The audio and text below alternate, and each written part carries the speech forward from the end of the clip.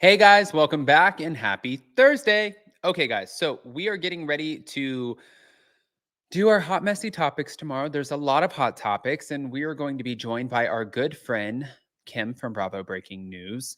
And I know you guys watched Beverly Hills last night, you watched Miami. There's a lot going on. So I just like to kind of lump them into that hot, messy topics because to be honest with you, Miami has been good, but Beverly Hills has not been doing it for me this season. It makes me kind of miss Renna, which I never thought I would say that before. But listen, Renna, I will give you credit where credit is due because I'm watching the show and I'm like, I don't know what the hell is happening. But we have drama with one of the newbies who's been hired to replace Monica Garcia on The Real Housewives of Salt Lake City, but also with Kim and Croy. So we're about to break into all of it. Before we do, smash that like button. If you're not subscribed, get subscribed. Don't forget to hit that notification bell and let's jump right in.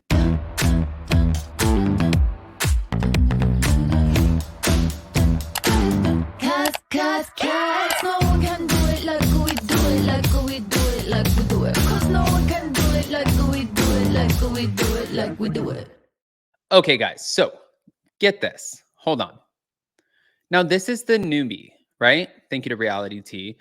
Her name is Maylee Workman, but now she's causing concern with her past social media posts.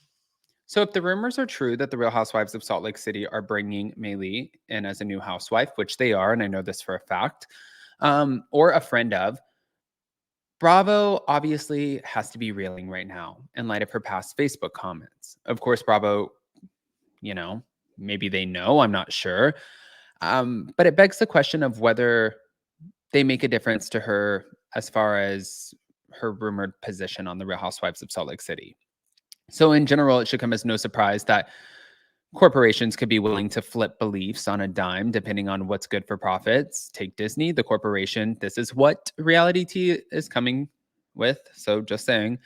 The corporation that fired Gina Carano for her terrible political takes, only to now seemingly blame progressive ideology for the failings of their recent movies. They said this is relevant. Carano's recently taken up a lawsuit against Disney for wrongful termination. However, political beliefs have never been a part of Title B. Okay. And the lawsuit likely won't change that. So, what does that say for Maylee and her future with Bravo, assuming the rumors are true? Well, listen to her comments. She deleted comments on sexuality, gender, and abortion. One says, I don't think children know they are transgender. Another person said, abortion is murder, 100%. And she said, agree. And another one that she said is sexual orientation is attributed to both nature and nurture. Now, these are her opinions, yes, but I don't know how those opinions are going to hold up with Bravo and the Bravo fandom. I think that this could be extremely problematic for them, and they're going to have to figure out a way to either get ahead of this or put this behind them. Either a cast member is going to address this, they'll fire her. I don't know. I mean, and not only that, the other girl, Brittany Baitman, the one who did the singing situation that we played on Hot Messy on Monday, she also has some problematic things coming out. She has multiple troll accounts from what we've seen. Why did we fire Monica? This does not add up to me anymore. But wait, it keeps going. In a post on the Real Housewives subreddit, someone uncovered some controversial Facebook comments from Maylee that first said, I don't think children know they're transgender. Again, all of the other things that it said. And Redditors did not hold back in their criticisms, with one user writing, based on previous and current casting, she'll fit right in. Another commented, she must be a friend of Ted Cruz donator Lisa Barlow. Now attempting to access the comments now results in a page that says this content isn't available right now, meaning she obviously took them down. But with that said, one commenter wrote, I'm so exhausted by people trying to dig dirt on everyone preseason. I don't watch Housewives for sound political opinions or role models. If they say these things on camera, that's one thing, but these are years old Facebook posts. Can we stop trying to tank this show? The commenter went on and said, for the record, I am LGBT and also, I disagree with these opinions, but at a certain point, we have to acknowledge that we cannot control everyone in the world's point of view, especially in Utah. What are we really expecting?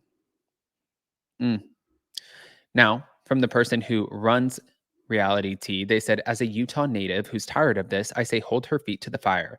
No more complacency, please. Platforming people like this is a slippery slope, even if they don't share their beliefs on camera. Oof. Okay. Let's move it on to the Real Housewives of Atlanta alum / Don't Be Tardy alum. Corey Bierman apparently believes his estranged wife, Kim Zolciak, is seeking a confidentiality order amid their ongoing contentious divorce to keep her own skeletons in the closet. Interesting. Corey has absolutely nothing to hide in these divorce proceedings and documents, is what a source exclusively told Page Six on Wednesday. And the source alleges the Real Housewives of Atlanta alum does a whole lot and she doesn't want the public to know about it.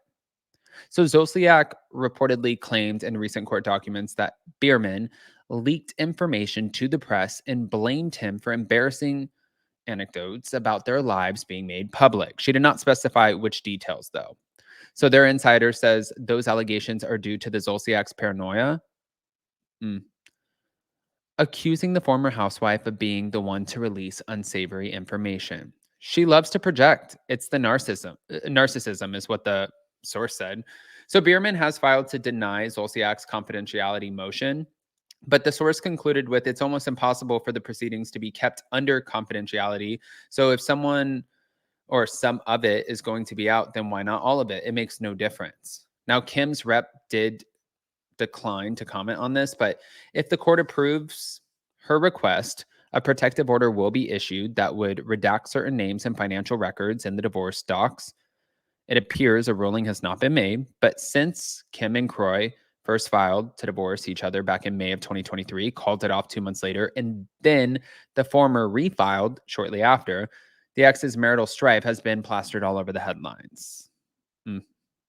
Croy has accused Kim of being abusive in front of their 6 children and has also alleged that she has a gambling addiction that caused her to lose $1.5 million throughout their 12-year marriage.